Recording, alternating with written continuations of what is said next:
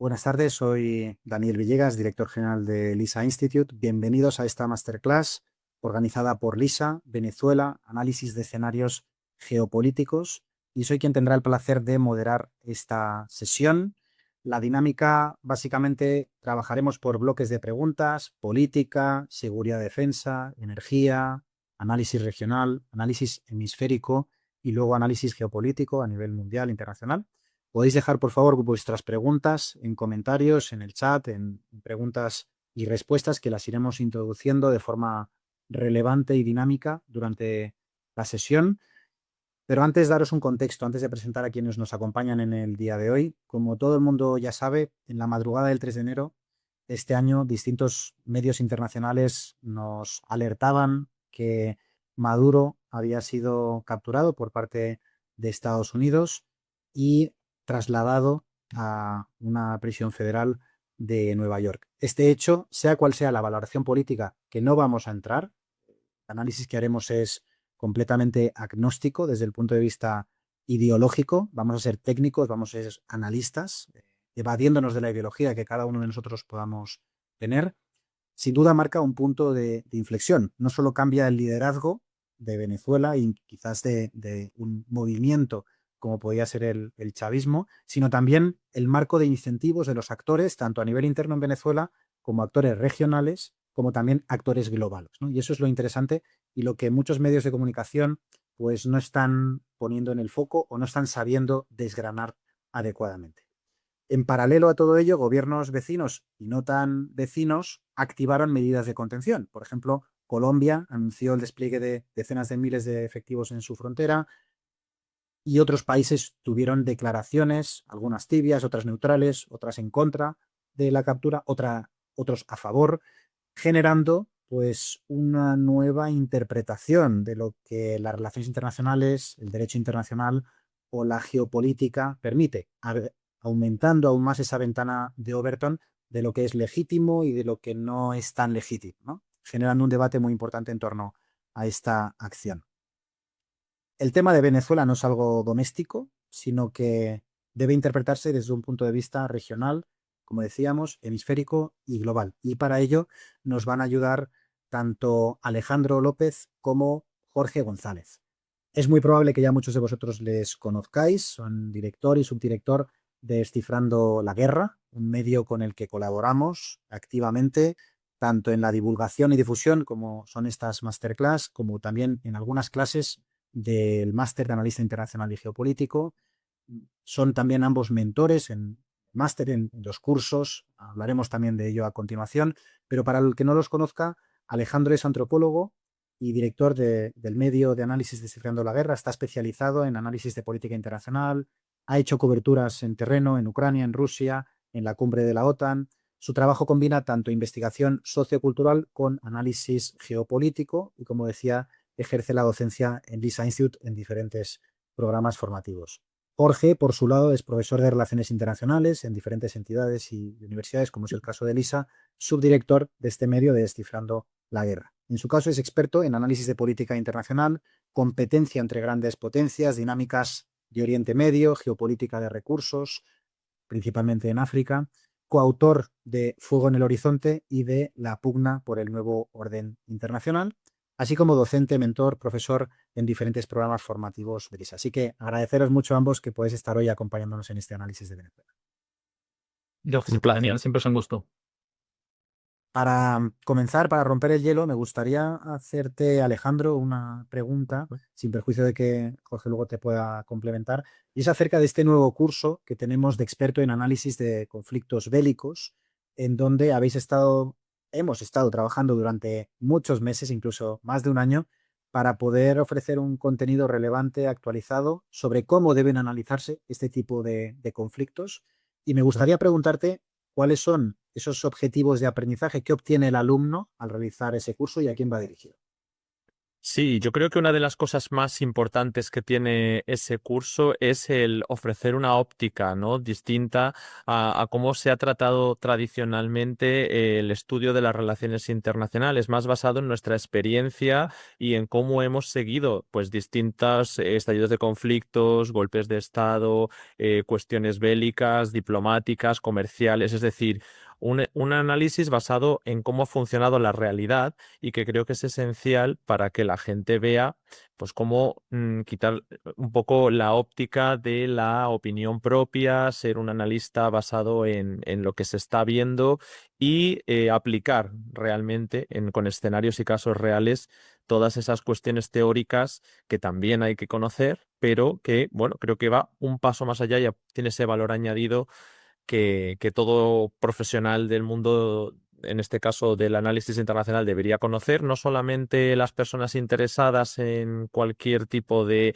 elemento que te afecte en el día a día, que creo que hoy en día a todos nos afecta, ya sea por cuestiones energéticas, económicas, comerciales, sino especialmente a personas con intención, ¿no?, de dedicarse profesionalmente a algún aspecto de defensa, política, periodismo, la ciberseguridad, inteligencia, es decir, prácticamente todas las grandes ramas profesionales vinculadas con asuntos globales que hoy en día también tienen un efecto local, creo que es bastante el enfoque, ¿no?, que van a poder recibir. Yo, por añadir algo, de hecho, por Alejandro, diría que en general, pues efectivamente todos esos perfiles, pero incluso simplemente cualquier persona interesada que desee comprender un poco las claves de lo que está ocurriendo a nivel global con todos, pues bueno, hoy vamos a ver un ejemplo claro de un tema que es más fácil de entender una vez tienes en cuenta el contenido del curso, ¿no? Y también, bueno, pues para añadir un poco lo referente a qué abarca el curso, pues tenemos 7 módulos. Y de ellos, pues los primeros son un poco introducción de conceptos, o típico de cualquier comienzo de curso, ¿no? Pero luego nos centramos sobre todo en cómo trabajamos con la información, que al fin y al cabo es la materia prima de cualquier analista.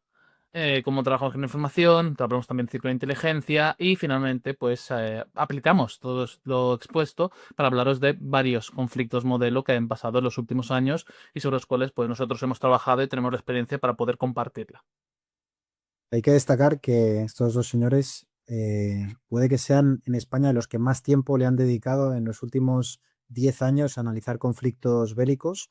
Cuando decimos conflictos bélicos, no únicamente. Al final, yo creo que son conflictos en los que hay algún tipo de beligerancia, algún tipo de afectación a la seguridad, en los que hay una violencia implícita, ¿no?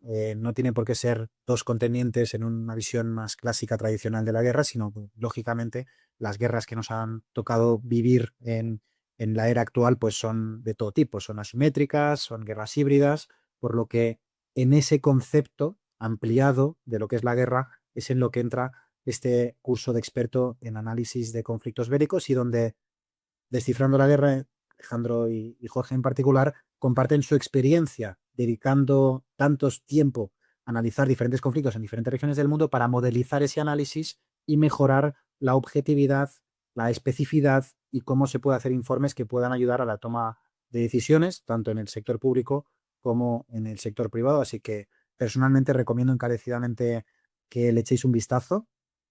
Para muchos de vosotros, si estáis hoy aquí, es muy probable que os sea relevante, pero también para otras personas que trabajan en departamentos de seguridad, en departamentos de inteligencia, en el ámbito diplomático, policías, militares, organismos internacionales que están sobre el terreno, que tienen compañeros, que tienen desplazados, departamentos, por ejemplo, que envían a comerciales a zonas hostiles, no tiene por qué ser de guerra, son al final también colectivos interesados en tener capacidad de monitorizar lo que ocurre a nivel internacional y, por desgracia, nos ha tocado vivir en una era donde estos conflictos están en auge, están más al orden del día y se requieren capacidades entre los profesionales como para poder hacer análisis solventes y profesionales con rigor. Sobre Así todo, que Daniel, si me permites, porque yo creo que hacer un análisis riguroso a nosotros y a todo el mundo le permite anticiparse. Y eso es algo que pocas veces vemos cuando en Occidente estamos muy acostumbrados a sorprendernos por todo. Y nosotros estamos siempre barajando tantos escenarios y eso es gracias a que haces este tipo de análisis. la anticipación yo creo que es uno de los activos que más se van a valorar con el tiempo en un entorno como el actual, repleto de incertidumbre, de volatilidad, de inseguridad percibida, ¿no? De amenaza constante, de policrisis. Aquellos que tengan la capacidad de anticiparse y de entender mejor el entorno operativo en el que se van a mover hoy, mañana y sobre todo a medio y largo plazo, tienen una ventaja competitiva que le permite anticiparse a cualquier riesgo, amenaza o también oportunidad, por lo que me parece muy oportuno que esa capacidad la adquieran los alumnos una vez realicen este curso. Quien tenga interés en el curso, insisto, está publicado en la página web, ya tiene inscripciones abiertas y empieza este mismo día 15 de enero, donde podéis inscribiros desde ya. Así que, perfecto. Por otro lado, como decía, esta masterclass se realiza en el contexto del máster de analista internacional y geopolítico. Es un máster en el que Jorge es mentor de una de las misiones que encomendamos a los alumnos. Como muchos de vosotros ya habéis hecho el máster, sabéis, los alumnos son repartidos en unidades de análisis internacional y geopolítico y tienen que resolver retos y misiones reales que les vamos encomendando en equipo, de forma colaborativa, en entornos profesionales. Hay una misión que la dirige, la coordina, la lidera Jorge y que los alumnos tienen un mes para resolverla. Y me gustaría que nos explicaras en qué consiste esa misión, qué deben resolver los alumnos y qué crees que aprenden durante la resolución de la misma. Sí, por supuesto. Básicamente, la misión consiste en la aplicación de los modelos LAFO y Pestel para dar lugar a la redacción de un informe que responda a una serie de preguntas. Obviamente no de manera literal, sino que incluya la información necesaria para responder a esas preguntas. En términos generales, este caso, la misión es sobre Libia, sobre el conflicto libio y básicamente sobre cuán viable es una normalización en Libia, ¿no? Preguntamos un poco sobre, ¿es viable que Libia establezca lazos bilaterales? ¿Es viable establecer oportunidades de negocio en Libia?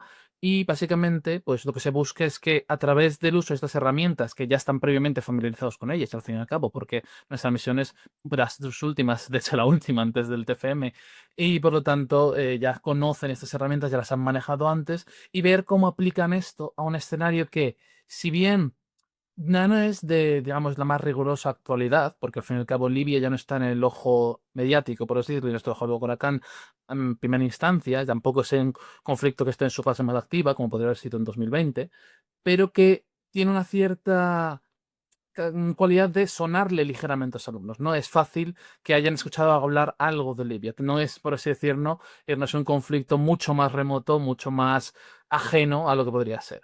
Además, me he encontrado con todo tipo de experiencias de ese sentido, con alumnos que si uno había tenido experiencia con haber trabajado con una empresa petrolera que justo cuando estaba en Libia, otro que había tenido la experiencia de haber conocido de cerca a diplomáticos libios. Además, ha sido siempre muy sorprendente para mí, que muestra muy claramente hasta qué punto, cuán amplios son los perfiles a los que puede llegar a interesar lo que hacemos en el máster, ¿no?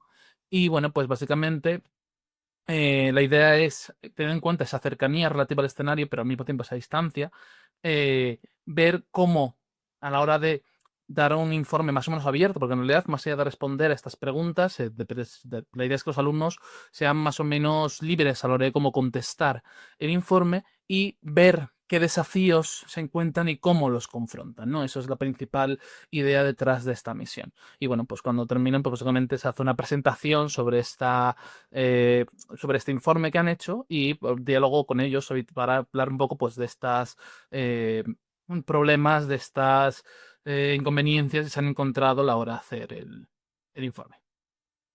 Muy bien. Aquellos que tengáis interés en el máster, deciros que tiene inscripciones abiertas. Empieza en abril, pero ya estamos finalizando las entrevistas, por lo que quien tenga interés, compartiremos el enlace para que podáis solicitar entrevista por videoconferencia con el director académico, que es Marc Vendrell, que os pueda conocer, entender cuál es vuestro objetivo, vuestro interés con el máster, y os pueda recomendar el itinerario más oportuno dentro del mismo, que tenemos varios itinerarios por diferentes regiones para que escojáis aquel que os sea más oportuno. Dicho esto, si os parece, vamos directos ya a analizar los escenarios geopolíticos que puede presentar Venezuela, tanto a nivel interno, a nivel regional, a nivel hemisférico, y cómo afecta ese efecto dominó también a otros conflictos quizás entre las grandes potencias, que creo que a muchos de los que nos acompañan hoy les puede interesar. En primer lugar, en relación a la legitimidad, sucesión y control institucional, como todo el mundo sabe, en cualquier transición la legitimidad se disputa normalmente en tres frentes. Uno sería la legalidad, quién tiene el cargo, el control, quién manda de facto, y la aceptación, quién es tolerado por la sociedad y por las élites para permitirle esa gobernabilidad.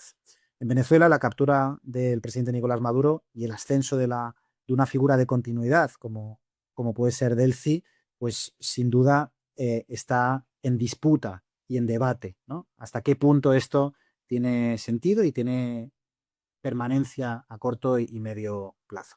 En precedentes comparables, en otras situaciones donde se ha descabezado, ya sea de forma literal o de forma de detención, los primeros 30 días suelen decidir la arquitectura del poder, tanto tribunales, la parte de justicia, mandos de seguridad, presupuestos, narrativa, aceptación nacional e internacional. Y cuando esas piezas no encajan, el resultado tiende a ser fragmentación y gobierno por coerción. Esperemos que no sea el caso. Mi pregunta para Alejandro en este caso sería, bajo tu análisis, ¿qué escenarios de gobernabilidad veis más plausibles en las próximas semanas y qué probabilidad le otorgas a cada uno de esos escenarios? Es que se mezclan tantísimas cuestiones porque precisamente la palabra legitimidad es la que ahora mismo está totalmente en el aire en Venezuela. Antes ya era un gobierno contestado, porque se acusaban mutuamente las partes de fraude o se hacían los dos responsables de una victoria que después ha derivado en que de facto ha gobernado Nicolás Maduro. El resto de países se dividieron, pero en general los occidentales no reconocieron. Entonces, el hecho de que actualmente haya varias corrientes de pensamiento en Occidente, principalmente la de Donald Trump, que es más pragmática, lo que buscaba era un derrocamiento, no tener presencia permanente, el gasto económico y político de una invasión, de una ocupación para poder imponer otro gobierno que tuviera esa capacidad para gobernar de facto, aunque no se supiera si tiene la legitimidad porque esas elecciones, como digo, eran contestadas. Básicamente, si quieres colocar a María Corina Machado o a Edmundo González, necesitas tener fuerzas sobre el terreno. Donald Trump no quiere llegar a ese escenario, por lo tanto apuesta por el pragmatismo, y ese pragmatismo es la continuidad. Ese continuismo hace que ahora esa oleada, ¿no?, de desreconocimientos internacionales se vea pues en una incoherencia fuerte, porque ¿qué hacen? ¿Reconocen la sucesión constitucional de un gobierno que no reconocían? ¿O siguen apostando por llevar al gobierno a una oposición para la cual hace falta poner recursos sobre el terreno? Entonces se ha quedado todo en el aire, y al final el que lo ha podido imponer es el que tenía la capacidad por la fuerza, que ha sido Donald Trump. Si el nuevo gobierno de Delcy Rodríguez y la élite chavista aceptan las condiciones de Trump, como toda América, por cierto, se le intenta plantear, ¿no? Decir, si haces lo que yo digo, podrás seguir ahí.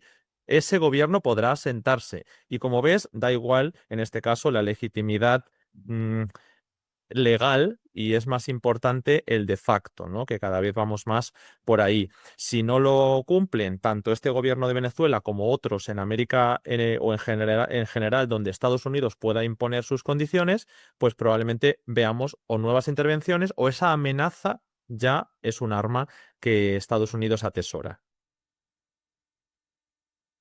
Jorge, Yo creo que hay, sí, dos cuestiones que me gustaría mencionar por un lado.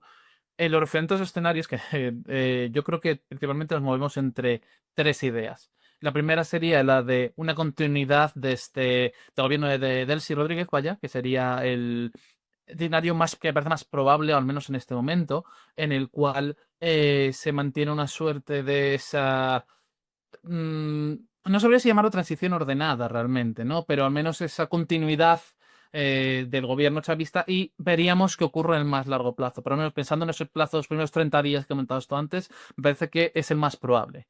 Pero también digo, Trump se reúne esta semana con María Corina. No es la primera vez que hemos visto a Trump dar algún bandazo político a la hora de cómo interpretar las cosas después de una reunión particularmente importante. Veremos si esto resulta en una dirección o en otra, porque también se ha oído hablar a muchas figuras vinculadas a la oposición venezolana que les preocupa lo que les ocurra con María Corina, lo mismo que ocurrió con Zelensky hace unos meses, con esa reunión tan catastrófica que tuvieron en la Casa Blanca, ¿no? Así que eso también parece ser algo a tener en cuenta. Pero luego, otra pregunta razonable para mí es hasta qué punto, digamos, el chavismo está unido en torno a hacer estas concesiones que está exigiendo la Casa Blanca, ¿no? Porque eso nos puede llevar a un segundo escenario, que es una fractura del chavismo. ahora mismo parece, si nos fijamos en algunos detalles, algunos elementos, que podría hacerse en la línea entre los cercanos a Diosdado Cabello y los que están más en la línea de Delcy, su hermano, y Pizarro Emil Padrino. O el ejército se queda al margen, quién sabe. Así que ese es un segundo escenario que me gustaría considerar, la posibilidad de una fragmentación del chavismo, a saber en qué dirección. Me parece que todavía hay muchas cosas en el aire que quedan poco claras antes de ver cómo va a desarrollar exactamente todo esto. Y en ese sentido, lo último que quería decir es, em, hay mucho más que no sabemos de lo que sabemos en toda esta situación. Y recuerdo ahora recientemente una frase que dijo, que estaba citada en un artículo del Financial Times sobre un inversor de capital privado en el ámbito energético, a raíz de toda la idea de que las petroleras estadounidenses fueran a Venezuela, diciendo, nadie quiere entrar allí cuando un puto tuit, permítanme la expresión, pero es una cita literal, cualquiera puede cambiar toda la política exterior del país. Totalmente de acuerdo. Al final la volatilidad es absoluta cuando depende de una persona y de un líder, en este caso de Estados Unidos, con estos vaivenes, ¿no? Que nos ha demostrado a lo largo, en ocasiones puede ser estratégico, ¿no? Y tener toda la intención, y en otras ocasiones puede ser un pivote que quién sabe, ¿no? Así que completamente de acuerdo con esa cita. En relación a la oposición, sin duda, pues es un actor también relevante a tener en cuenta. Llega a esta captura de Maduro, pues quizá con dos carencias, ¿no? La coordinación y el aparato territorial. Cuando un cambio de estas características llega de forma tan abrupta, como fue el caso de la intervención de los Delta Force 3 de enero, hay muchas posibilidades, ¿no? Pero también se pueden cerrar muchas oportunidades en función de hasta qué punto la gobernabilidad sea continuista, como es lo más probable según los acontecimientos recientes. Mi pregunta es, ¿qué tendría que ocurrir para que la oposición venezolana capitalice una ventana de oportunidad sin quedar atrapada en un relato de tutela externa de Maduro, como es el caso que está ocurriendo? Bueno, es que eso es súper complicado, porque por un lado tenemos una oposición que no gobierna en la práctica. Cuando decimos de facto nos referimos a que no tienen el poder, no lo ejercen. No estamos aquí debatiendo sobre victorias y legitimidades porque eso ya lo ha impuesto Donald Trump, sino que la posibilidad más clara que tienen de llegar, y en lo que creo que se amparaban, era en forzar esa llegada al poder a través de esa intervención. Es decir, que Trump interviniese, que derrocase al gobierno y que forzase un cambio de régimen. Aquí se me ocurren pocas opciones. O intentas por la fuerza llevar a estas personas al gobierno, lo cual probablemente desembocaría en un conflicto civil, por cómo tenían la movilización civil el chavismo y por el cierre de filas que había en las fuerzas de seguridad y en el ejército. Pero bueno, como no era el primer caso en la historia, creo que han intentado apostar por esa vía en algunos casos. O, como también dejaba caer Jorge, apuestas por un desgaste en el gobierno de Delcy Rodríguez, ya sea porque se está cediendo demasiado a Trump y por lo tanto hay tumulto interno o hay golpe, o porque no se esté cediendo lo suficiente y entonces Donald Trump considere que tampoco le sirve y bueno, pues igual no puede secuestrar a 50 presidentes, pero sí que puede dar dos golpes sobre la mesa, lo que implique menos consumo de recursos para Estados Unidos. Por eso creo que la primera vía es la más difícil, porque sería meterse no en un Afganistán, pero sí en un conflicto potencialmente devastador para los recursos estadounidenses, mientras que el segundo implica ir haciendo concesiones, forzando a que Delcy Rodríguez, como ya se ve, vaya liberando presos, pues en algún momento, cuando toquen elecciones, imagino que intentarán tutelarlas también, intentarán ganar algunos puntos a nivel político y ahí se abre otra vez una ventana. Pero es que hay que dejar bastante claro que mientras la óptica liberal en Europa está viendo esto como una forma de que la oposición llegue al gobierno, a Trump eso le da igual porque no está mirando desde una óptica liberal. Al revés, intenta combatir esa óptica. Días antes de la intervención hubo un informe de la CIA que trascendió a la esfera pública donde se afirmaba que si se pretendía un gobierno continuista que permitiera digamos, una ordenación segura que no implicase víctimas ni fragmentación política, militar ni social en el país, requería que fuese Delcy la persona, digamos, de liderazgo duro que continuara post Maduro con el movimiento chavista en el poder. Y Trump parece que hizo caso, ¿no?, de ese informe. Si la expectativa de Trump era controlar el petróleo, como parece que en 27 ocasiones durante el discurso se encargó de que a todo el mundo nos quedara claro, ¿no?, que los derechos humanos y que, y que la transición democrática de Venezuela, pues quizás no estaban las prioridades de la intervención militar,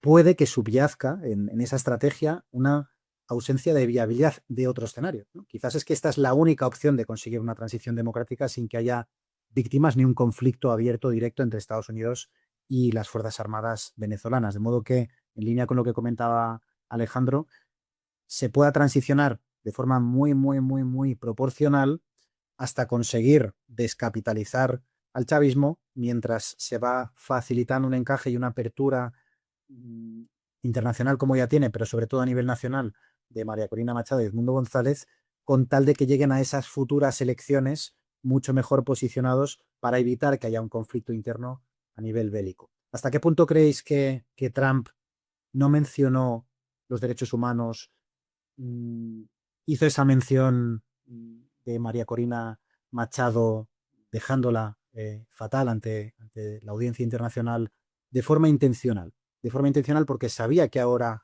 no era viable esa transición y como única forma de conseguirla a medio plazo para que Delcy estuviera en el barco de Trump.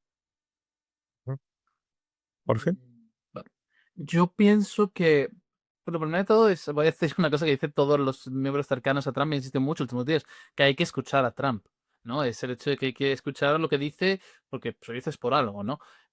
Yo creo que no es tanto, o sea, no pienso que haya realmente, quizá, no, desde luego no el propio Trump, quizá Rubio pueda pensarlo, Marco Rubio, el secretario de Estado, pero desde luego Trump no creo que le preocupe particularmente en ese sentido la idea de esa posibilidad hacia una transición democrática. Yo pienso que en términos generales, la administración Trump, tanto en esta versión es mucho más asertiva que está siendo su segunda administración, como ya ocurrió en la primera, le gusta hacer uso de la fuerza de manera más o menos ejemplar, de manera rápida, que, digamos, empantane lo mínimo posible Estados Unidos y que tenga el efecto, en lo posible, menos desestabilizador. Al menos desestabilizador en una dirección que no le gusta a Estados Unidos. ¿Qué quiero decir en este sentido?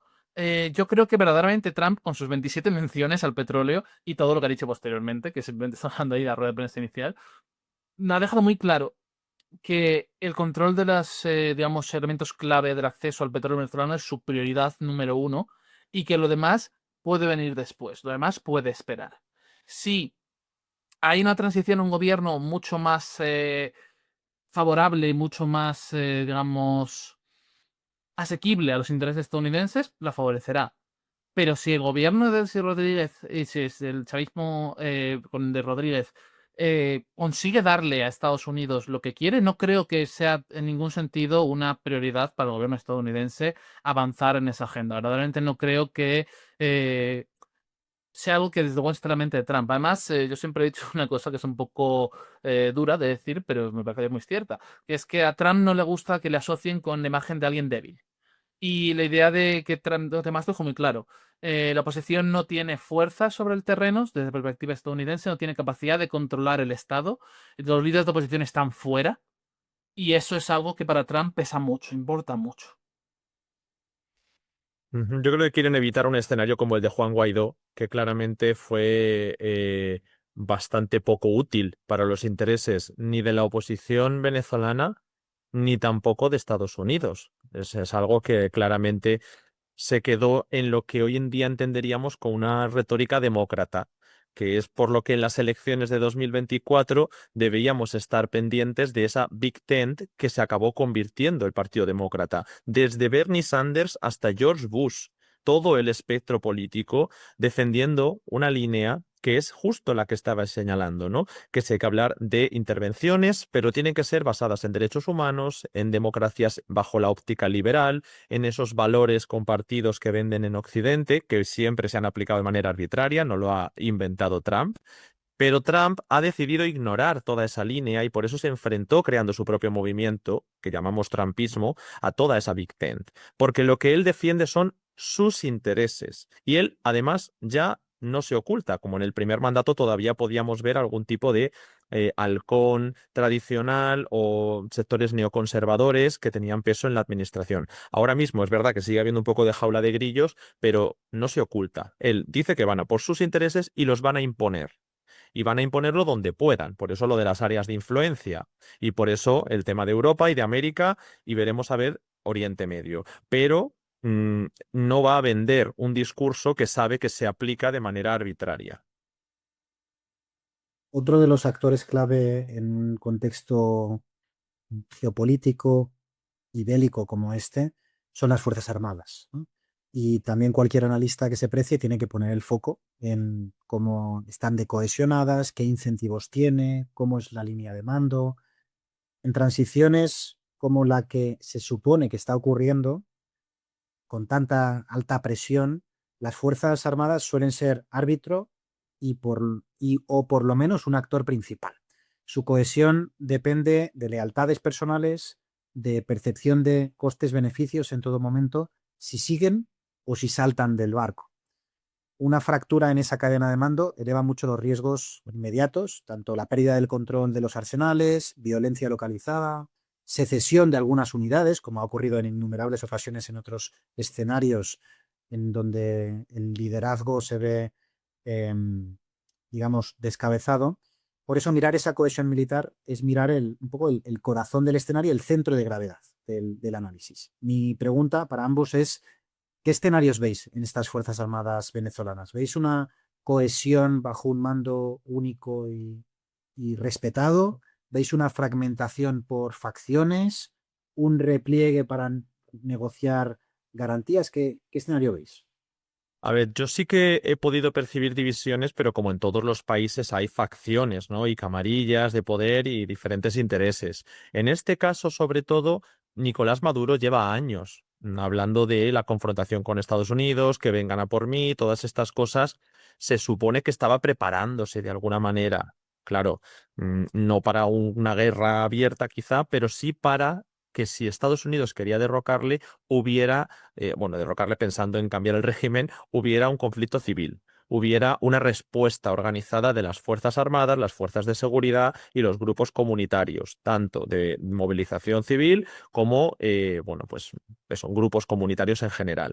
¿Qué pasa? Que esto está dividido entre varias alas, una un poco más ideologizada, el que ha sido el líder de los movimientos del chavismo durante muchos años, aunque haya Diosdado Cabello principalmente, haya estado más arriba o más abajo en el escalafón, porque esto se ha ido moviendo mucho entre las élites, ha sido el que ha llevado este liderazgo ideológico y que ahora se ve un poco más, no sé si apartado, porque realmente siguen todos ahí, pero sí que podría surgir algún tipo de respuesta en caso de que el nuevo gobierno se fuera un poco hacia Estados Unidos. Yo no sé si esto va a estallar en algún momento, pero Vladimir Padrino, que es ese ministro de Defensa que ha sido tan cercano a Nicolás Maduro, era un perfil mucho más vinculado en lo personal, no tanto en lo ideológico, pero sí que ha guiado la bunkerización de Nicolás Maduro durante la última etapa. Se ha centrado mucho más en su familia, con Cilia Flores, y en este entorno, con los hermanos Rodríguez y con las Fuerzas Armadas.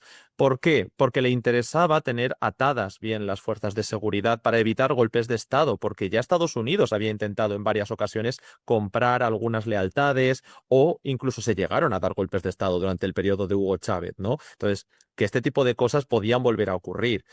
Todo se supone que iba de la mano. Era un conglomerado enorme que podía defenderle en caso de intervención y conflicto civil. Pero, bueno, ahora que no se ha dado un cambio de régimen, ya hubo una disputa en su momento entre Diosdado Cabello y Vladimir Padrino por el reconocimiento de una derrota electoral que finalmente se acabó reconociendo como derrota y se entregó el poder legislativo a la oposición en 2015, me parece. Entonces, claro, unos han apostado por una tendencia y otros por otra.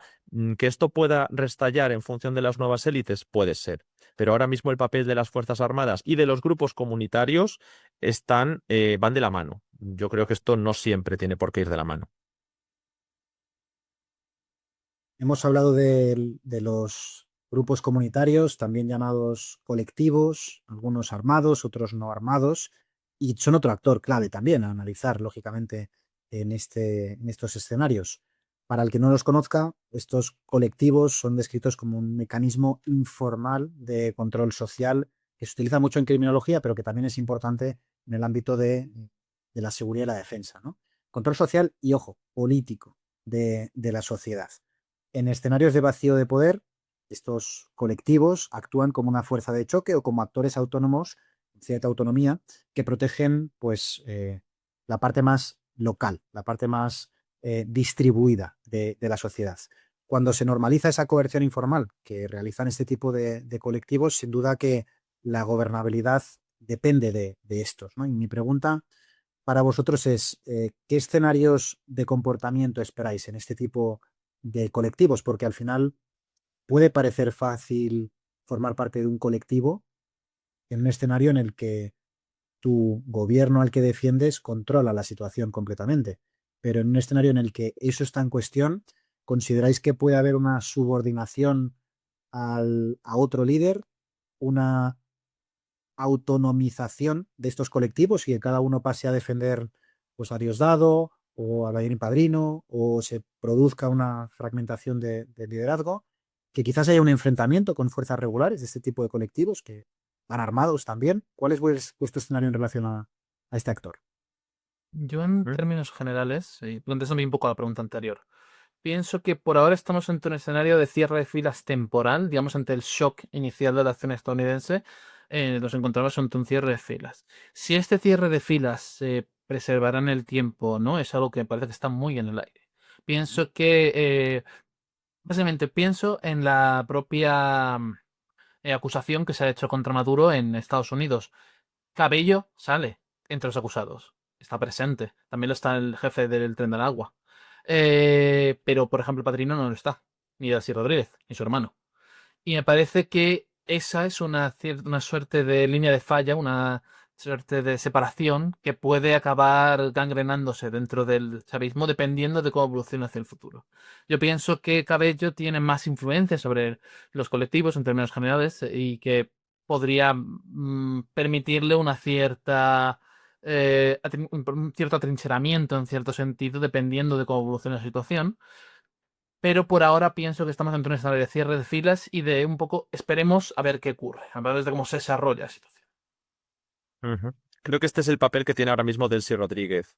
Es decir, ella está al mismo tiempo teniendo que ceder ante Estados Unidos en algunos aspectos para poder mantener, ¿no?, el régimen político después de estas amenazas y de la ejemplaridad, igual que le ha pasado a otros países, ya casi los podemos equiparar, pero al mismo tiempo tiene una base en la cual todas estas cosas que habéis comentado de grupos comunitarios, de distintas camarillas, de élites, tiene que mantener. Por eso ese discurso nacional y reivindicativo es probable que continúe para intentar dar un mensaje interno, un mensaje externo y confiar en que ese tipo de inversiones masivas que se supone que van a llegar, aunque van a beneficiar a Estados Unidos, también sirvan de alguna manera para mejorar el contrato social. Eso es algo que habrá que ver, como decimos, con el tiempo. Otro de los actores que cuando hacemos análisis de escenarios en ámbito geopolítico hay que tener en cuenta son los vecinos, los países vecinos, ¿no? Las fronteras. Y no solo ellos, sino cómo las facciones en discordia, como en este caso también los grupos armados, se aprovechan de esas fronteras para influir de forma directa o no en su actividad y en el desarrollo de los acontecimientos. Obviamente, cuando el equilibrio político y de seguridad cambia en Venezuela, se reacomodan rutas de contrabando, refugios de narcotráfico, fuentes de financiación, todo eso se remueve y hasta que se acomoda, ¿no?, en los próximos días, semanas o meses, pudiendo activar pues, disputas con el ELN, disidencias, bandas, cambios de liderazgo y esto, lógicamente, desestabilizar al país vecino como es Colombia, que recordemos que en los próximos meses tendrá más elecciones, que el año pasado murió un candidato presidencial eh, a manos de un adolescente contratado como un sicario y que sin duda también está muy en la diana, según palabras de Trump, que a Trump, como decía Jorge, hay que escucharle, aunque en estos días se está reuniendo con Trump, ¿no? Petro. Mi pregunta aquí en este sentido es, ¿qué cambios esperáis en el comportamiento de estos grupos armados transfronterizos y qué implicaciones tendría para Colombia en su situación actual? Ujú. Bueno, es que este tipo de grupos son muy maleables, ¿no? Digamos que se han ido moviendo bastante durante los años, no solo en México, en Brasil, en Centroamérica, en Colombia, como me mencionas, también es uno de los casos más importantes. La presencia del ELN colombiano en Venezuela ya era algo real, ya era una milicia, si lo podemos llamar así, binacional, ya estaba en los dos territorios y había unos cuadros que estaban más vinculados a Venezuela y otros que tenían más presencia en Colombia y que podían ser diferentes aproximaciones al proyecto de paz total que trajo Gustavo Petro para Colombia. Otra cuestión es que eso haya fracasado. Precisamente el ELN, gracias a la atomización de otros grupos rivales, ha conseguido casi una hegemonía en algunas zonas de Colombia. Los vínculos que pudiera haber con el gobierno venezolano, que no se sabe hasta dónde pueden llegar, ahora pueden cambiar, ¿no? Puede volver, como digo, a modularse la situación en caso de que se pudieran demostrar. Pero precisamente las acusaciones que había con más evidencias, más indicios, voy a decir, eran de asociar el gobierno de Nicolás Maduro con algunos grupos como el Tren de Aragua, como el ELN. Entonces, aunque no tengamos esas evidencias, sí que están esos indicios que se podían haber investigado. Si se han creado otras estructuras como el Cártel de los Soles, es precisamente porque el objetivo era político, era intentar señalar a Nicolás Maduro. Ahora estos grupos van a seguir una dinámica en la cual sí que pudieran existir esos vínculos con el gobierno, sí que se les pueda forzar a cambiarlos y que sí que puedan evolucionar una dinámica más propiamente colombiana, sobre todo si el perfil que llega no es partidario de un proyecto de paz total como el de Gustavo Petro, que aunque fracasó, si el que gobierna es un uribista, por ejemplo, lo que podemos ver es un recrudecimiento de la violencia que ya de por sí ha crecido en algunas zonas durante el periodo de Petro. Entonces, bueno, creo que la dinámica ahora mismo va a cambiar por completo. Lo que tenemos que hacer es precisamente ser conscientes de cómo van a cambiar esas dos piezas a ambos lados de la frontera. Por ahora, Gustavo Petro, ese despliegue que había intentado hacer era más por prever una posible oleada de refugiados que no se ha producido porque no ha estallado un conflicto civil en Venezuela. Pero la cuestión de los grupos vinculados al narcotráfico y al crimen organizado, por ahora no ha cambiado de manera sustancial. Lo único que añadiría en todo este respecto es el hecho, tenemos elecciones legislativas y presidenciales en Colombia en los próximos meses. Yo creo que hasta entonces, y ver cómo se reconfigura tanto la situación en Venezuela como la situación en Colombia tras estas elecciones, los grupos que operan ambos lados de la frontera van a estar en una situación muy fluida que puede cambiar muy rápidamente dependiendo de factores tanto internos de ambos países como regionales como incluso globales, me atrevería a decir.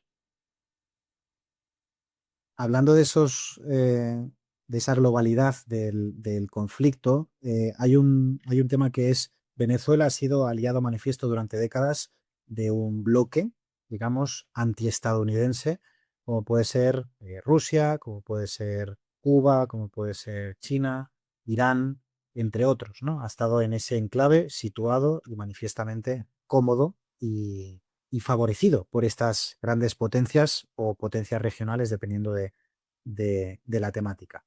Cuando un actor precisamente del bando contrario realiza una intervención como esta, provoca que esas facciones también puedan decidir una intervención, tanto en el plano militar, en el plano diplomático, en el plano ciber, presión económica u otros, ¿no?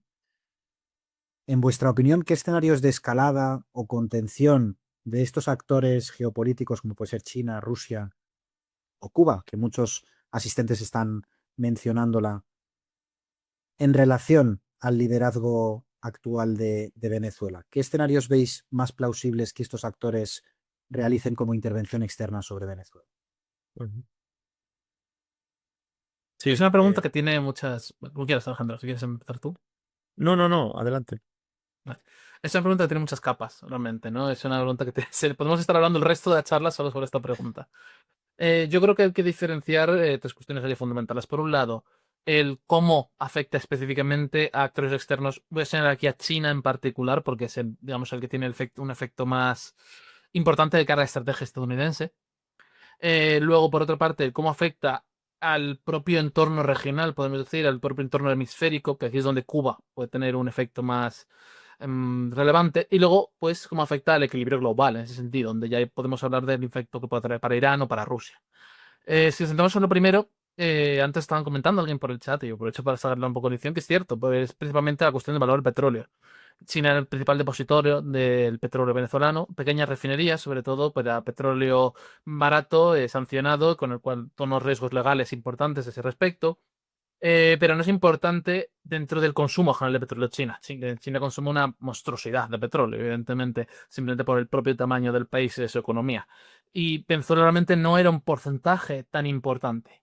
Pero yo creo que aquí tiene mucho más que ver con una cuestión de controlar el acceso al recurso y poder, por tanto, regular, privar o alterar los flujos del mismo que el propio control directo de ese recurso en este momento, al menos.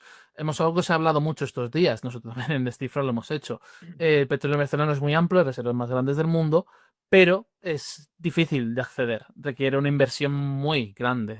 Hay muchas cifras circulando en lo referente a cuán grande debe ser esa inversión, pero eso son cifras descomunales en el caso. Y no solo en términos de capital, sino también en términos de tiempo.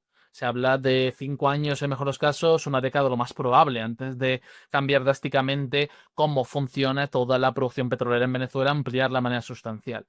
Entonces, tenemos que leerlo todo ocurrido pues, en términos de controlar acceso al recurso más que explotar el recurso en sí mismo, que me parece que es la idea clave. Y aquí es donde para mí entra también un papel de, ¿es el petróleo venezolano también una potencial mm, pieza a intercambiar en negociaciones su acceso, el control al acceso?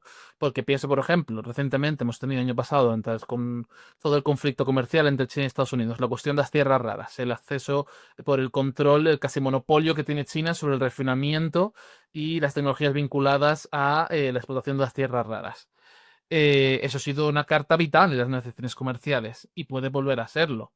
El tener acceso a los recursos del hemisferio y poder utilizarlos en negociaciones comerciales o de otro tipo, no estoy hablando simplemente de la cuestión más puramente comercial económica, puede ser clave para Estados Unidos. Por eso yo diría que en realidad hay muchas dinámicas sobre el tema del petróleo que son muy importantes ahí. Y luego también es el caso de Cuba, que te interesa está despertando un poco también entre los que nos escuchan, que es el hecho, pues Cuba definitivamente era uno de los principales depositorios de petróleo venezolano, y ahí sí era más importante para la propia supervivencia del gobierno cubano.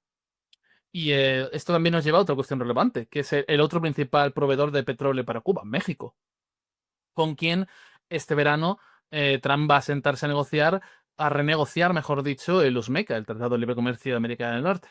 Y hay que ver, pues, yo estoy seguro de que la cuestión del acceso del petróleo a Cuba puede ser algo que va a estar en la mesa de negociaciones, aunque estos días se haya dicho que por ahora Trump no está presionando para que se corte ese flujo. Sí que es algo que está a la mesa bien sobre la mesa. Ujú. Y luego ya también pues el mensaje que supone para otros países, como puede ser Rusia o puede ser Irán. Aquí, por ejemplo, vamos a hablar de la importancia de los mensajes sobre la flota oscura, que se llama a veces, ¿no? La Dark Fleet o la Shadow Fleet, que son muy importantes para estos otros países que también están sancionados. Pero bueno, esto seguro que puede salir luego de nuevo y no quiero tampoco alargarme y seguro que Alejandro quiere añadir algo a este respecto. Sí, yo creo que una cosa importante ya no es solamente el acceso a los recursos, te garantiza su control, pero también te garantiza que no lo tenga otra persona. Porque Estados Unidos se dice, es que ya tiene mucho petróleo, no tiene esa necesidad, es que el petróleo venezolano es muy caro, muy costoso, pero precisamente en esa competición evitas, por un lado, que China tenga una posición dominante. Se ha dicho, bueno, nadie tiene que preocuparse por el acceso al petróleo, pero al mismo tiempo se ha dicho, los lazos con China, Rusia, Irán y Cuba se tienen que relajar. Y el caso de México va a ser importantísimo, como decíamos, porque si se le está presionando por el lado venezolano, se presiona por el lado mexicano a cambio de otras cosas, como las operaciones que tiene intención de hacer Estados Unidos en terreno, también se puede condicionar la economía de Cuba hasta el punto de hacer nuevas exigencias políticas. Entonces, eso me parece ya bastante relevante, ¿no? El mensaje que das a China y a Cuba, pero es que a Rusia, si abres el grifo del petróleo, que eso a Venezuela pues le puede hasta interesar, ya tienes un contrapeso a la OPEP. Tienes un contrapeso a lo que se está decidiendo en la rebaja de la cantidad de petróleo que llega al mercado. Y también tienes una nueva arma de presión contra Rusia por el precio del petróleo. O sea, ese tipo de mensajes a otras potencias siempre van a ser más favorables si tienes el control de más recursos que si tienes el de menos. Me parece una obviedad. Totalmente de acuerdo. Aparte de petróleo, Venezuela es rica en muchísimas cosas, además de su gente, que nos consta en Lisa que tenemos un equipazo también de venezolanos, algunos allí y otros aquí en España, a los que aprovecho para mandar un saludo. Aparte de su gente, Venezuela tiene grandes activos como son el oro y otro tipo de recursos, ¿no? Y además son recursos que no los controla totalmente el Estado. Hay un importante contrabando, incluso se utiliza para financiar actores armados, ¿no? Cuando la renta petrolera es incierta por todo lo que estamos comentando, las dificultades de extracción y refinamiento, otras economías necesariamente ganan peso, como la minería, el oro, las redes transnacionales, el contrabando. Por lo que mi pregunta en este escenario es, ¿qué escenario, en este contexto, es qué escenarios veis para que el peso de las economías ilícitas dentro de Venezuela reconfiguren el poder? ¿Y cómo se podría evitar que capturasen pues, presencia o relevancia en esta transición? Eso igual que en muchos países, tanto cuando hay un cambio de régimen o de gobierno como cuando incluso un Estado sin ningún tipo de cambio significativo pretende hacer aflorar o controlar de alguna manera sectores informales, suele tener que ver un equilibrio de las fuerzas políticas. Si el gobierno se ve con capacidad, lo puede llevar a cabo, pero normalmente cuando se crean ese tipo de entramados empresariales, informales, sumergidos, ¿no? Y ese tipo de entramados en general con redes clientelares, si el poder está vinculado con ellos, hay que tener mucho cuidado, ¿no? Puede haber un desequilibrio que perjudique al gobierno y que se ponga en jaque la estabilidad del mismo. Esto es uno de los problemas principales que ha habido con los cárteles en México y que vamos a seguir viendo en el futuro y en muchos países, en África, en América Latina. Pero bueno, es que esto todavía tenemos que ver cuáles son las exigencias de Trump, cómo va a ser el comportamiento del gobierno de Delcy y hasta qué punto se quiere y se puede profundizar en este tipo de operaciones en Venezuela. Y bueno, por mi parte yo me tengo que despedir aquí, pero bueno, creo que vais a seguir muy bien acompañados con Jorge y con Daniel. Seguro. Muchas gracias, Alejandro, por participar. Nada, un placer. Seguimos. Hasta Hasta otra. pronto. Ah, vale. En relación a... Hay varias preguntas en relación al riesgo humanitario, ¿no? Que al final un conflicto, tanto bélico como una inseguridad creciente, una incertidumbre espasmosa como la que está viviendo Venezuela y los venezolanos, pues generan.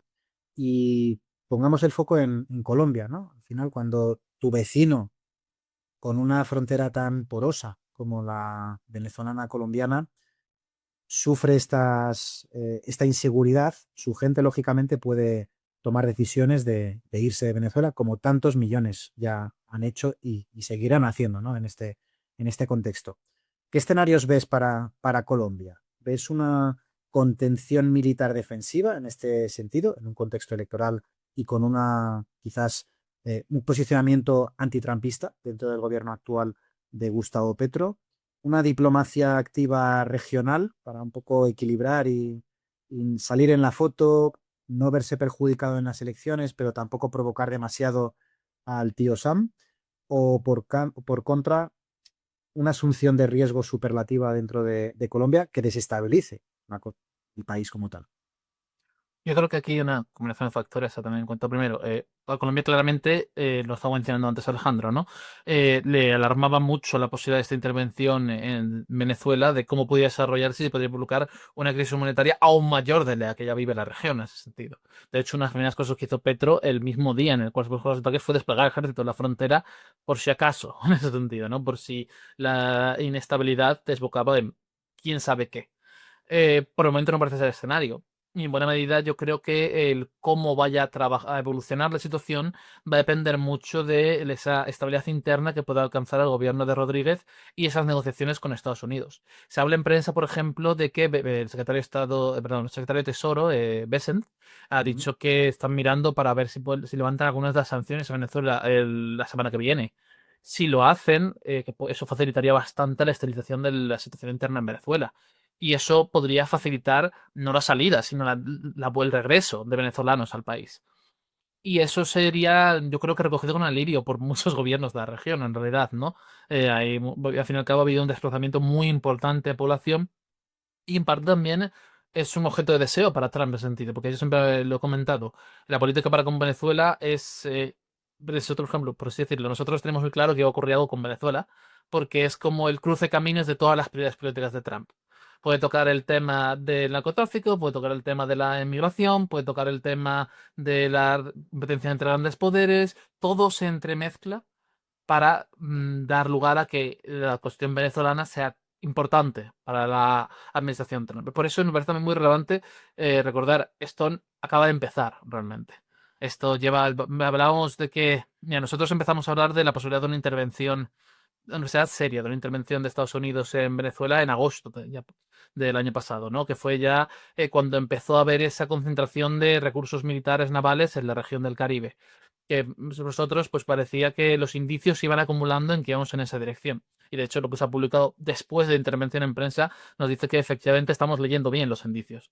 Yo creo que vamos a ir viendo una importancia para Venezuela en todo el año sin ningún tipo de duda y seguramente durante todo lo que queda de mandato de Trump. Porque esto no va a ser algo que se resuelva rápidamente. Además, si va bien, es la parte, un sí muy grande, ¿no? Pero si va bien, va a ser algo que el gobierno de Trump va a querer utilizar en todas las elecciones, en todos los momentos, hacer campaña. Mirad mis éxitos, mirad mi. Seguro que dice que quiere el Nobel de la Paz por esto también. Así que, bueno, es algo que tenemos que tener en cuenta. Centrándose a cuestión monetaria, lo mismo pienso. Si se estabiliza la situación en Venezuela, si hay un beneficio al cambio que se ha producido en Venezuela, permitirá a muchos gobiernos de la región dar una salida a la crisis humanitaria que está viviendo hasta el momento y facilitar el regreso a Venezuela. Hay muchas preguntas en el chat, lógicamente, en relación al impacto humanitario que esto genera, pero la incertidumbre es tal en cuanto a la evolución del conflicto, si es que lo hay, o si hay una supeditación al gobierno de Trump, una tutela efectiva del gobierno de Delcy Rodríguez, si hay continuación o no de Delcy, si las Fuerzas Armadas están en el barco de Delcy y de Trump o no. ¿Qué hacen otros actores externos como China, como Rusia, en la región? Todo esto son tales incógnitas de tal magnitud que es muy difícil entender y proyectar cómo puede afectar esto a nivel humanitario, no solo a los venezolanos que están actualmente en Venezuela, sino a los muchos venezolanos que están en Colombia o que están a lo largo de toda Latinoamérica o incluso en otros países como Estados Unidos o incluso España, Europa y otras regiones. Entonces, es difícil proyectar el impacto humanitario que puede tener. A medida que vayan avanzando los días y las semanas, seguramente podamos tener más luces acerca de esta incógnita.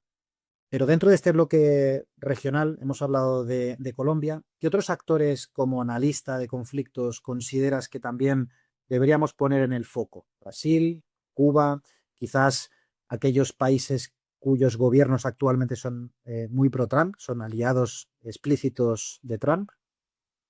Yo creo que hay 4 países en la región que particularmente, al menos para nosotros, están, digamos, en la mira. Cuba, por alusiones, por así decirlo, ¿no? Trump ha estado hablando todo continuamente de Cuba, Rubio también ha hablado mucho de Cuba, y me parece que efectivamente Cuba va a estar sobre la mesa durante. Quizá no haya una acción sobre Cuba como lo que ha habido sobre Venezuela, pero desde luego no creo que abandone la esfera narrativa del debate público, por así decirlo, en el futuro próximo. El segundo sería México, por lo que comentaba antes. México tiene este papel vinculado directamente con Cuba, tiene estas negociaciones en verano sobre el acuerdo de libre comercio y también en términos generales, bueno, es uno de los pesos pesados en América Latina, ¿no? Y por supuesto hay muchas más cuestiones que Trump tiene que lidiar con ello. Una vez más, la idea que tanto ha repetido Trump de hacer una intervención militar contra los cárteles en México. Esto es algo que daría para hablar otra hora y media otro día. Si queréis algo lo hacemos, pero me parece que tampoco se meterá mucho aquí. Luego Brasil, efectivamente lo mencionaba. Brasil me parece que es un país que simplemente por la propia gravedad que tiene el tamaño de Brasil es evidentemente importante. Además, la relación entre Lula y Trump es complicada, cuando menos. También los afines a Trump, que mencionabas también. Milei, por ejemplo, ha señalado mucho a Lula durante los discursos post caída de Maduro, ¿no? De mantener la presión, de mantener todos los vídeos que se ha publicado, por ejemplo, en sus cuentas de redes sociales, señalaban a Lula como cercano a Maduro. No ha dicho nada directamente, pero desde luego lo ha dejado caer en ese sentido. Y desde luego también la cuestión de las tensiones comerciales con Brasil también va a ser importante en adelante. Y evidentemente Colombia, por ser el país vecino que más afectado se puede ver directamente por todo esto. Me mencionaban antes también si quizá deberías hablar un poco de Guyana, pero creo que a pesar de la importancia que tiene la cuestión de Guyana en el año anterior, ha sido importante esto por toda la cuestión del Esequibo, básicamente, ahora mismo, tras la caída de Maduro, no creo que Venezuela esté para otra cosa, por así decirlo, que para centrarse en cómo va a evolucionar internamente en el corto plazo. Que por lo tanto creo que se va a desplazar un poco del eje que podría haber tenido anteriormente un poco la región. Abrimos el bloque hemisférico. Hemos hablado de Venezuela, hemos hablado de los vecinos de Venezuela, hemos hablado de la región de América Latina. Vamos a hablar de todo el hemisferio occidental y la, digamos, declaración manifiesta por parte de Trump de que va a ser controlado hasta Groenlandia por su influencia, ¿no? En este mapa de influencias clásico que tanto encaja en la política exterior y en la seguridad nacional que Trump está imponiendo. Hay una lectura que es la que Gustavo Terán está poniendo en el chat, ¿no? Que es, se puede interpretar como un mensaje de Trump hacia los países de Latinoamérica de su capacidad y predisposición de influir, ya sea por las buenas o por las buenas con los gobiernos aliados, por las malas con los díscolos de Estados Unidos o los díscolos de Trump o los aliados de China, de Rusia o de otras potencias antagónicas, pero también puede ser un mensaje directo a China, que es el actor que más ha ganado influencia real en América Latina, en muchos de sus gobiernos, principalmente desde el ámbito económico, desde el ámbito comercial, también desde el ámbito diplomático, inversión en infraestructuras críticas, acuerdos comerciales bilaterales con muchos de estos países, aliados de Estados Unidos o no aliados. ¿Hasta qué punto consideras que el escenario más probable para la política hemisférica de Estados Unidos sea una reafirmación hegemónica por parte de Estados Unidos diciendo esto es mío y aquí no entra nadie? Mensaje para navegantes, sobre todo China, pero también otros actores. Un liderazgo más condicionado en algunos países en donde cuaja y en otros países donde quizás no cuaja tanto el mensaje, o por contra un escenario en el que haya una polarización regional y donde haya pues, unos aliados muy marcados de Rusia y China, como ha pasado hasta ahora, y otros, en cambio, muy aliados, gobiernos más de corte derecha, conservadora, a favor de Trump. ¿Qué escenario consideras más probable para todo el hemisferio?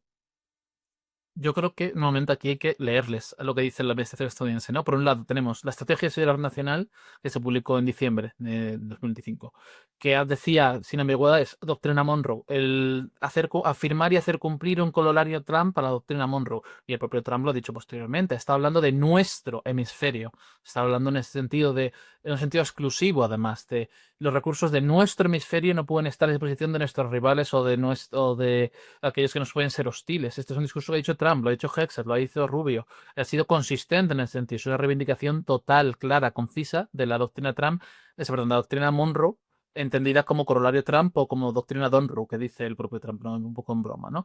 Pero lo cierto es que me parece que no han sido nada sutiles en este sentido. Y en realidad es consistente con lo que han estado haciendo antes. Recordemos el año pasado varias cosas que ocurrieron. Por un lado, la presión sobre Panamá, que llevó a que el gobierno panameño anunciara que no renovaría la participación en la Belt and Road China.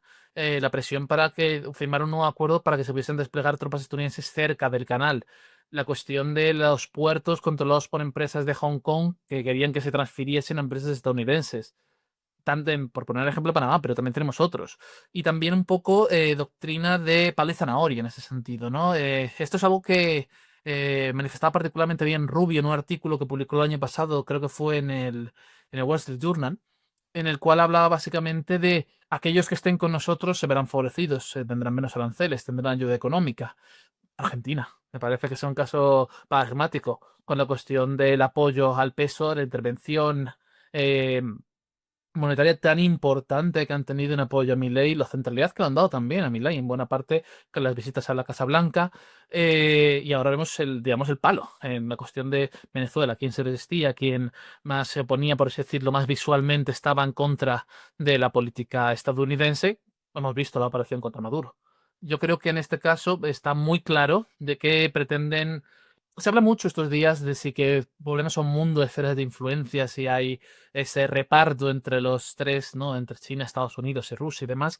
Yo por ahora, lo único que me atrevo a decir es que estamos ante un atrincheramiento hemisférico, que es el término que se está utilizando, el hecho de Estados Unidos está centrando fuerzas en el hemisferio occidental, en las Américas principalmente, pero en el hemisferio occidental en general, consolidando el acceso a sus recursos, poniendo, por así decirlo, en fila a los países del hemisferio occidental y excluyendo al resto. Otra cosa muy distinta, y que está por verse, en mi opinión, es si va a respetar las esferas de influencia que se atribuyen a otros. Por eso me parece precipitado hablar a día de hoy de regreso a mundo de esferas de influencia, pero desde luego que las Américas son consideradas la esfera de influencia exclusiva de Estados Unidos no me parece algo discutible en modo alguno, porque desde luego toda la administración Trump no para de decirlo. En LISA, como sabéis, además de los cursos bootcamp y másteres que tenemos públicos en la página web, hacemos muchos proyectos a medida para instituciones públicas y concretamente estamos llevando a cabo un proyecto para la Unión Europea en donde estamos haciendo formación para muchos países de Sudamérica para sus funcionarios fronterizos. En materia de derechos humanos, en materia de seguridad fronteriza, documentación, inteligencia fronteriza, cooperación entre países, entre otras materias, pues les ayudamos a formar a miles de funcionarios de Colombia, de Ecuador, de Argentina, de Perú, de Bolivia, de Paraguay, de Uruguay, entre otros países. Y la percepción que tenemos directa desde LISA en este tipo de proyectos es que Sudamérica en general se ha centrado mucho en entender las fronteras desde un punto de vista de derechos humanos. De hecho, a diferencia de lo que vivimos en otros países, como es el caso de Europa, extranjería en los países de Europa lo lleva Ministerio del Interior desde el punto de vista de la securitización, desde el punto de vista de la seguridad, del control fronterizo. En cambio, en Sudamérica en general se tiene una visión más migratoria, ¿no? En muchos de estos países, los funcionarios que nos encontramos en frontera, que nos sellan el pasaporte, no son policías, son funcionarios migratorios. En otras ocasiones son policías administrativos, que van sin arma, no está securitizado, digamos, las fronteras. En este contexto, ¿consideras, Jorge, que este nuevo posicionamiento, este nuevo atrincheramiento hemisférico que explicabas por parte de Estados Unidos puede provocar una mayor militarización, una mayor securitización de los países en América Latina en general? ¿O por contra depende mucho de la ideología de los gobiernos que actualmente tienen estos países? Yo creo que en las últimas décadas al menos hemos visto que esa política migratoria pensada precisamente en una serie de grandes nodos hacia los que se migra desde otras partes, siendo el nodo principal claramente Estados Unidos.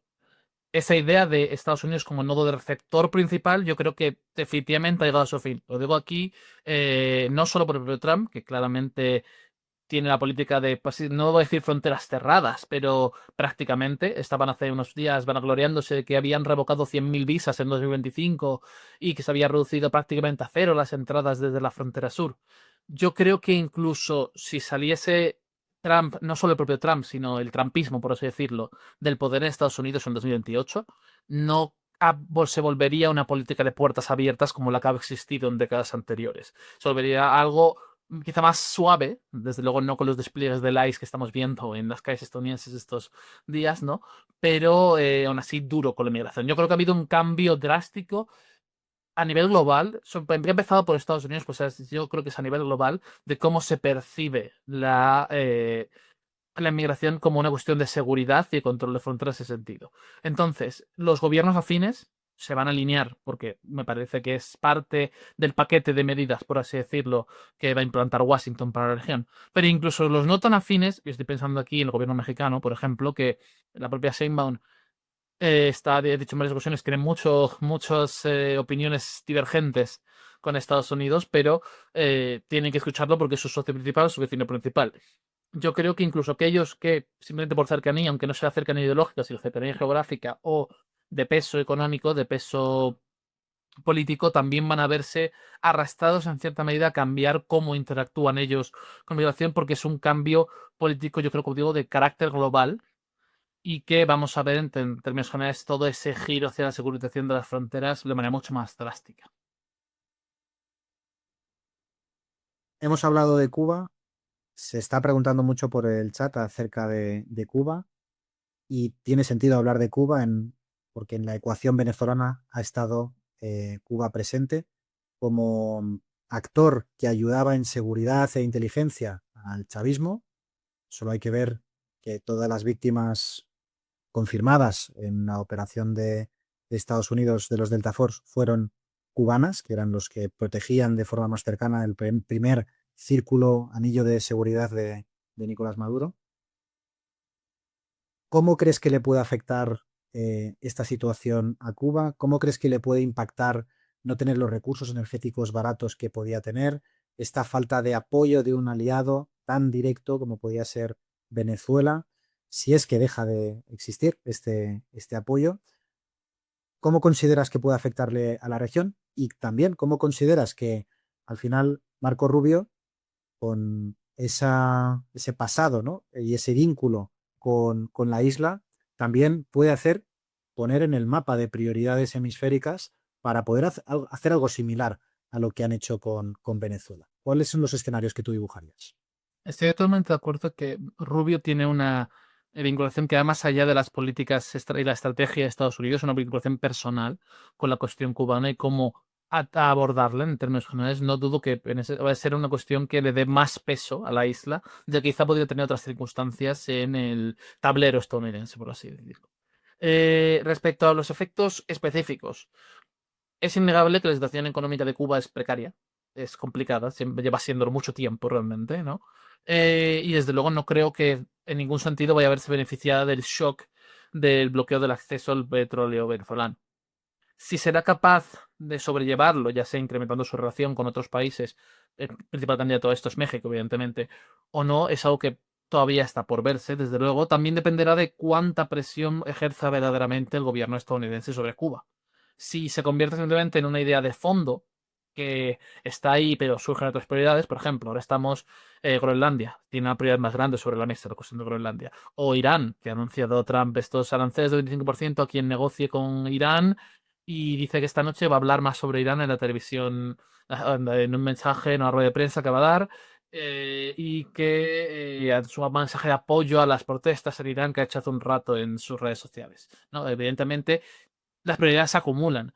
Y por mucho que Rubio tenga ese vínculo tan cercano a la cuestión de la isla, me parece que están en mundos tienen demasiado complejo y demasiado inestable como para que eso pueda llevarle a ponerla, por así decirlo, en el número uno de prioridades, salvo que, como una suerte de efecto mariposa, por haber la caída de Nicolás Maduro en Venezuela y lo que pueda surgir con las negociaciones con México, lleven a verdaderamente la desestabilización total de la isla.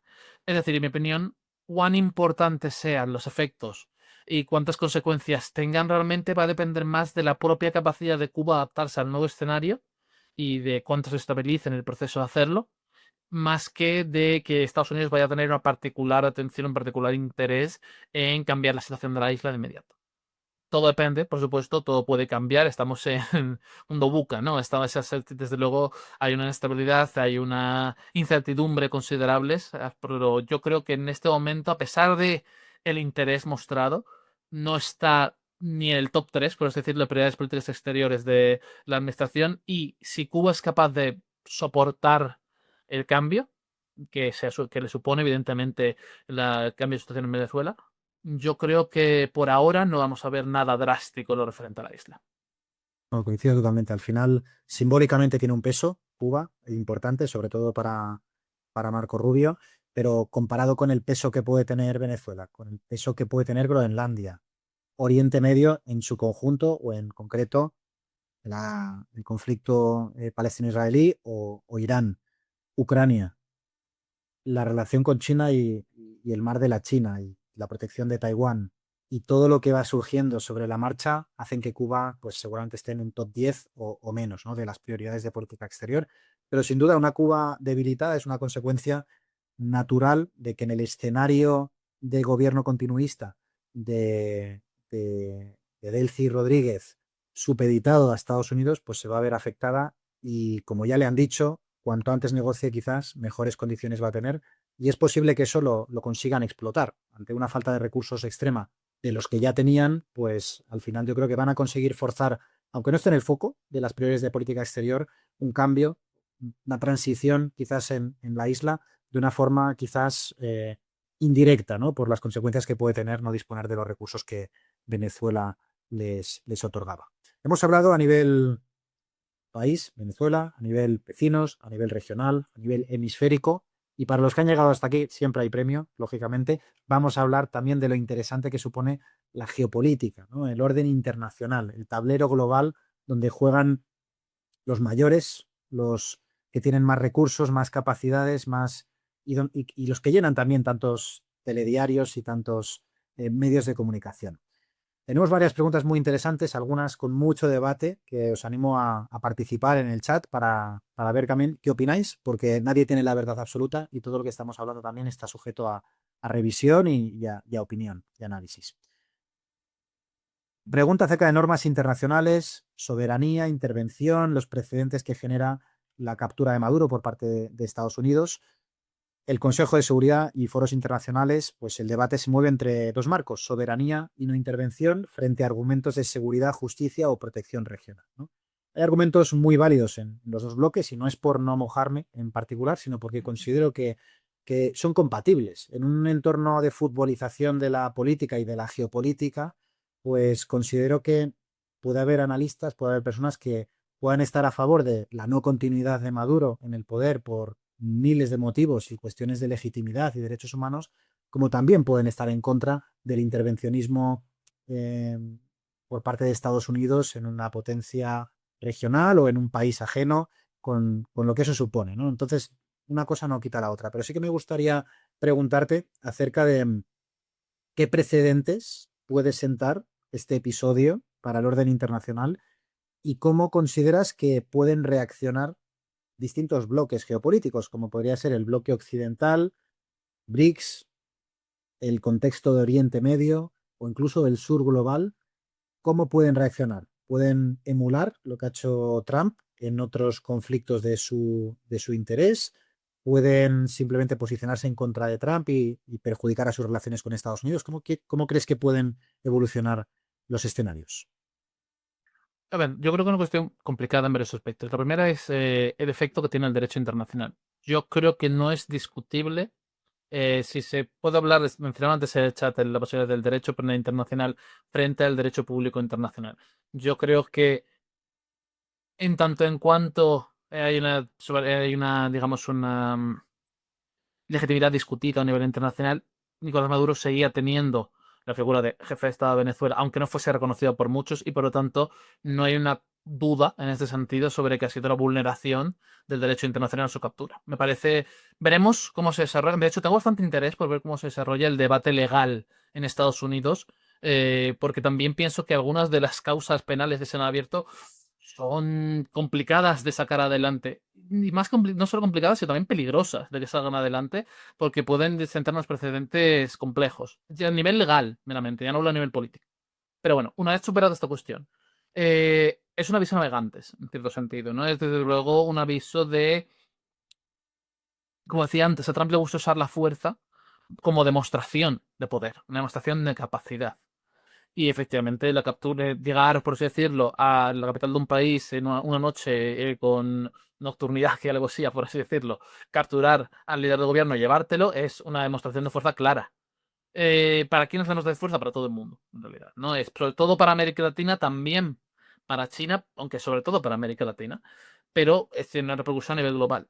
A Europa nos ponen un aprieto, a la Unión Europea le ponen un aprieto. Porque si bien la mayor parte de los países europeos no reconocían a Maduro como presidente legítimo de Venezuela, lo cierto es que, como estaba diciendo antes, es una demostración muy clara del derecho internacional. Y Europa se ha querido construir como un bastión, a pesar de los dobles estándares y todo lo que podemos criticar sobre cómo se ha llevado a cabo esta postura. Pero Europa se ha querido construir como un bastión del derecho internacional, del multilateralismo, del tratar de hacer bien las cosas, obviamente con todas las críticas que le podemos hacer a esto, y por lo tanto nos ponen en un apuro. Por eso se centra mucho el discurso en nosotros consideramos que Maduro es ilegítimo, pero que el derecho internacional es importante.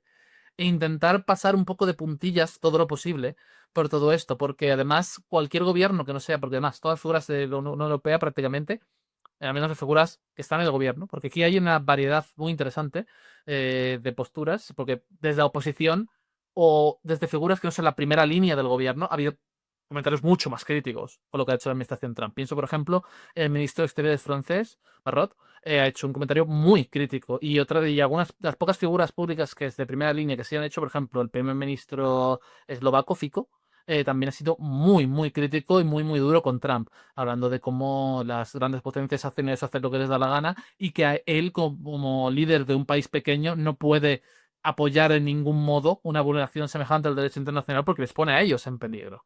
Desde luego es una situación complicada, nos pone, porque además pone en peligro nuestra imagen, nuestro discurso, que ya estaba, por otra parte, enormemente dañado por la oposición para con Israel y la situación en Gaza.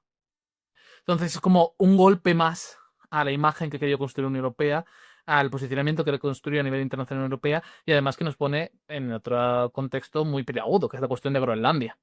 ¿Qué hacemos con Groenlandia?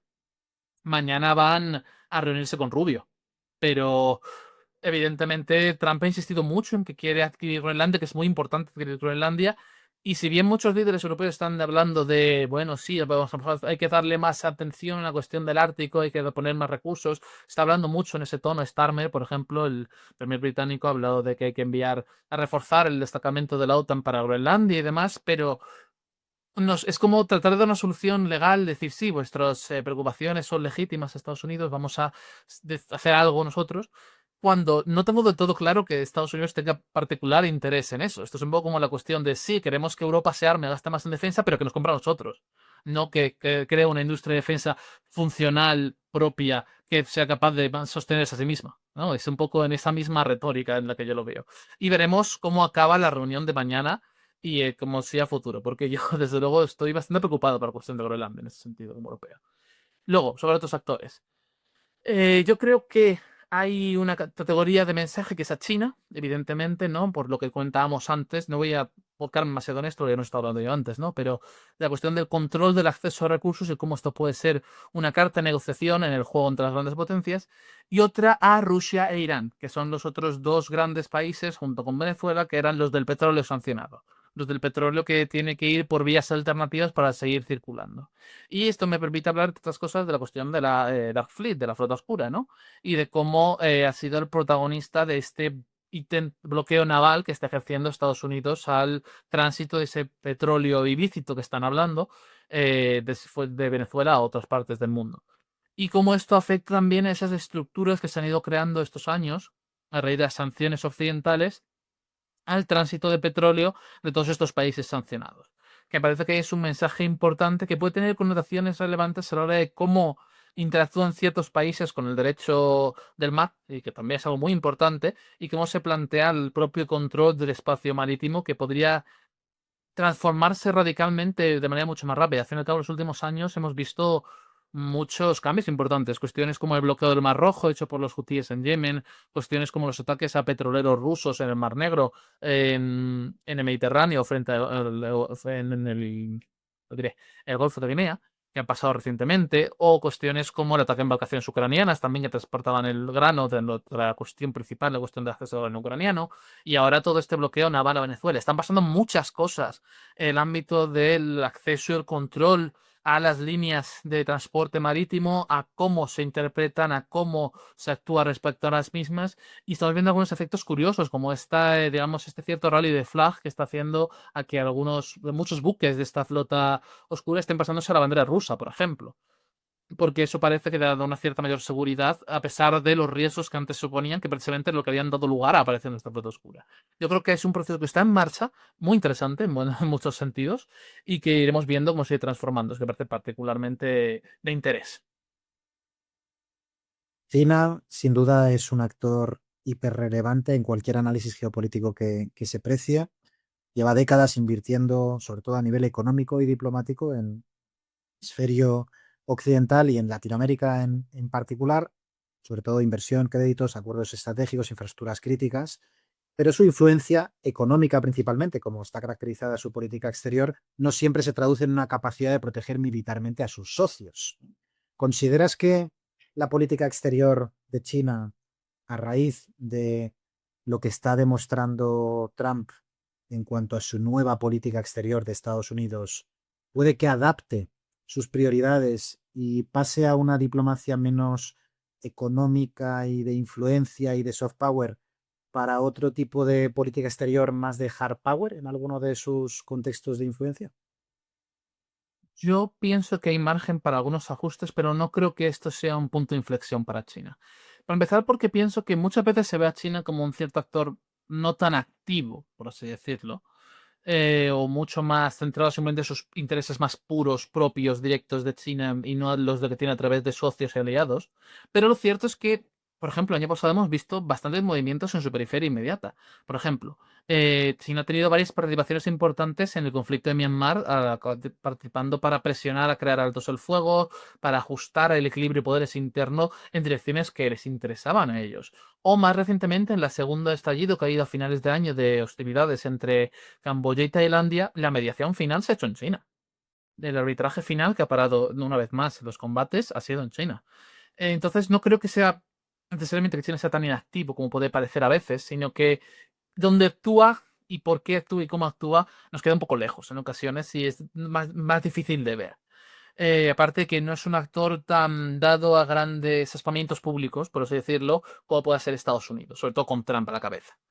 Si bien creo que puede llevar a una revisión, por así decirlo, de ciertas posturas por parte de China. Desde luego, yo creo que por otra parte, la situación con Venezuela puede ser un cierto regalo para China en ciertos contextos a la hora de discurso, de propaganda y narrativa. Mira, hasta el hegemón agresivo que es Estados Unidos frente a nosotros, que somos un socio más benévolo. Discutible también algunos aspectos, ¿no? Desde hasta qué punto es benevolencia o estrategia, simplemente, ¿no? Pero desde luego es algo que hay que hablar. Pero no, yo al menos por ahora, a pesar de lo mucho que se está diciendo, porque hasta al final es la pregunta de millón, ¿no? ¿Esto hace más probable Taiwán? Es al final la teoría que siempre está sobre la mesa. No creo que cambie los cálculos sobre Taiwán, que es la principal pregunta de todo el mundo, ¿no? De hecho, fíjate qué casualidad, justo el día 31 acaba de terminar un texto que entregué de cifra que no ha salido todavía, porque ha pasado todo lo que ha pasado, no hemos parado desde que empezó el año, sobre Taiwán y sobre por qué, en mi opinión, lo que yo llamo la tentación de la guerra para China ha crecido en el último año y va a seguir creciendo y se va a hacer más probable que haya una intervención sobre Taiwán. No digo con esto que vaya a ocurrir cuándo o de qué forma exacta en un momento cercano al futuro, pero me parece que la tentación es más grande que antes. ¿Y por qué lo es, no? Justo pues lo había escrito el 31 antes de que pasara todo esto. Pero me mantengo en lo que pienso ahí, que si bien hay factores que aceleran, por así decirlo, la posibilidad de que China tome una acción en lo referente a Taiwán, una acción más asertiva, por así decirlo, que simplemente la crisis que hemos tenido en realidad en el estrecho de 2022, que ha tenido todos estos ejercicios, estas maniobras navales alrededor de la isla. No espero que Venezuela sea un punto de inflexión, un antes y un después, en este ámbito en concreto, ni en la política exterior china en general. Vamos a ir acabando y como no podía ser de otra manera en un análisis geopolítico de la magnitud, complejidad y actualidad que nos ocupa, es mediante una técnica, un método que seguimos en el máster de análisis estratégico prospectivo, que es los escenarios integrados. Los escenarios integrados al final permiten hacer un pronóstico a corto plazo, un mapa de futuros plausibles, posibles, viables, que nos ayuden dentro de un entorno de amplísima incertidumbre como en el que nos encontramos, poner un poco de previsibilidad, ¿no? Es muy difícil ahora hacer pronósticos mucho más allá de 90 días, no sería realista, sería adecuado ni tendría rigor ese análisis, por lo que esta técnica y este método nos ayudan a bajar a tierra un poco lo que está ocurriendo, las declaraciones más recientes, las acciones más recientes y los siguientes efectos de dominó más cercanos, ¿no? A la pieza causal que ahora puede que se mueva. Los escenarios, lógicamente, no están aislados. Política interna en Venezuela, seguridad, posicionamiento de Fuerzas Armadas, papel de los colectivos, cómo actúa ELN, guerrilla, grupos armados, el papel de Colombia, la completamente disrupción de Trust Social, de la cuenta Trust Social de Trump, el papel de otros actores internacionales, como estábamos informando, a ver qué nos dice de Irán Trump en las próximas horas. Todo esto está integrado, forma parte de un todo. Lo que no sabemos como analistas son las conexiones y las interdependencias entre, como decía Jorge, lo que no sabemos que no sabemos. Esta técnica de escenarios integrados nos permite un poco poner más el foco. Y te quiero proponer, en este caso, Jorge, en un horizonte de 90 días, que expliquemos cuáles son esas secuencias lógicas, ¿no? ¿Qué es lo que creemos que va a ocurrir primero en estos próximos días, semanas? qué posibles puntos de inflexión pueden darse en estas próximas semanas para tratar de ordenar algunos escenarios posibles, ¿no? A 90 días. Si tuvieras que dibujar 3 escenarios a 90 días, ¿cómo los describirías y qué señales nos dirían que estamos entrando en cada uno de ellos? El primer escenario que yo plantearía sería el de una continuidad del chavismo bajo el amparo estadounidense. Ese sería el que yo veo ahora mismo más probable, ¿vale?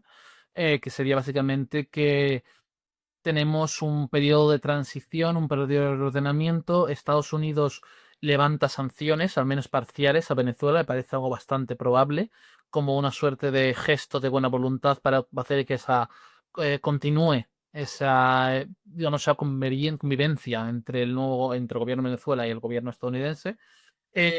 También dependerá de cómo de bien vaya la idea de invertir en Venezuela. Por ahora tenemos 4 empresas: Eni, Repsol, eh, Chevron y me estoy dejando a alguien, creo que es Shell, que han sido las 4 que han mostrado interés. Curiosamente, 3 europeas y una estadounidense, me parece bastante llamativo, en el programa, por así decirlo, de revivir la industria petrolera venezolana.